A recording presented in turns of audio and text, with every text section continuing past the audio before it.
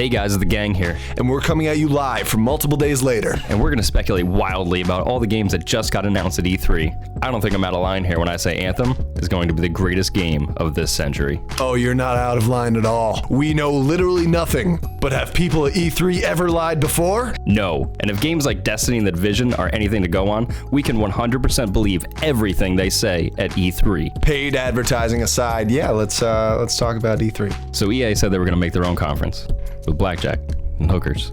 And all we got out of it was Battlefront 2, So we got a couple other things, they're all their yearly installments. FIFA, Madden. And they announced this really cool Fast and Furious game, but for some reason they called it Need for Speed. So in a weird turn of events, EA is focusing on stories, and by that I mean stories on everything. They really took it to heart what people were saying about their main games not having story modes. Yeah, they have a story mode for FIFA, Madden. Is that Madden? Is that what the game's called? Is that NFL? Oh, Madden. Is it called Madden? Yeah. Oh, I don't play any. Bro. Joel Madden. Joel Madden's NFL. Oh yeah, that one guy.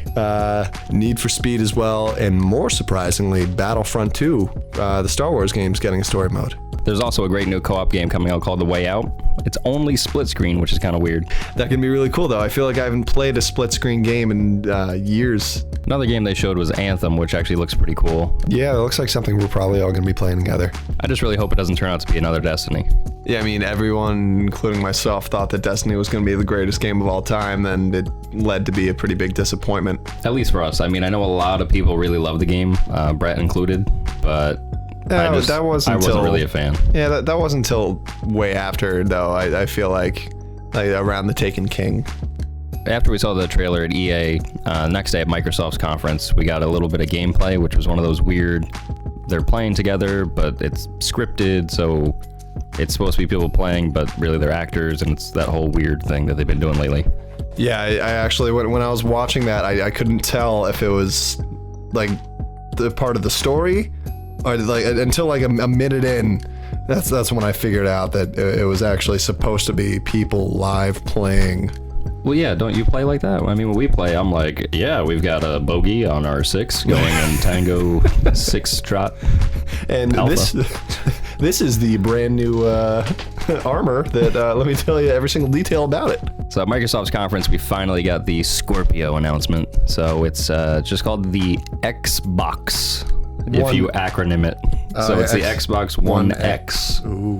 I think that used to be how my gamer tags were done, like XX, name, XX. XX, 3 days grace, XX. So it seems like they're going with just a common naming scheme. You had the Xbox One, the Xbox One S, and now the Xbox One X, which is going to be a nightmare for moms trying to buy their kids the new console that they want. Yeah, although this isn't a new generational console, this is just a upgrade to the Xbox One. So they're all going to play the same games. It's not like if you buy an Xbox, One or One S now, that there's going to be different games coming out for the X that you can't play later on. It's all going to be the same stuff until the new consoles come out, however many years from now. Yeah, people are getting really upset that the announcement wasn't like life-changing. It wasn't some console that was going to blow computers, out of the water.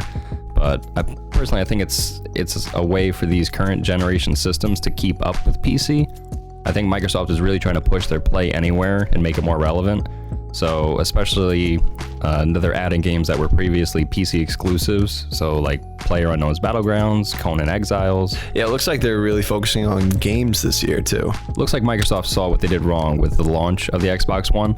First step was turning it from a VCR into a much smaller and slimmer console, which is nice. Yeah, it's the smallest of all the current generationals now, I believe. Yeah, the Switch might be like a little bit smaller, but I don't count that.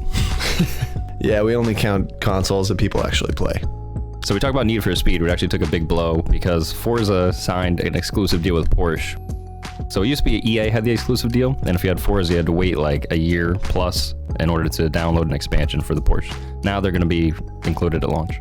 Hey guys, I'm Anthony. I just got here. I have no idea what's going on, but Sony, they have exclusives like Days Gone, God of War, Spider-Man, all the favorites from E3, and that's all that's written. Okay.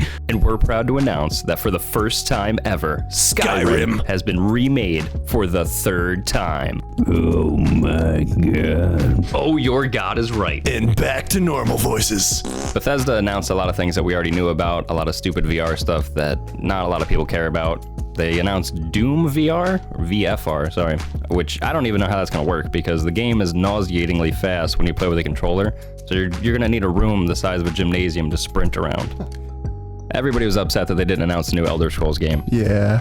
Which, I mean, I was kind of disappointed too, but they might be working on a new engine or something like that. So, Or more expansions for ESO. They could also be working on more expansions for ESO, which everybody is super stoked about. Yeah. Some people were also expecting them to announce Fallout 5 for some reason, which is just crazy.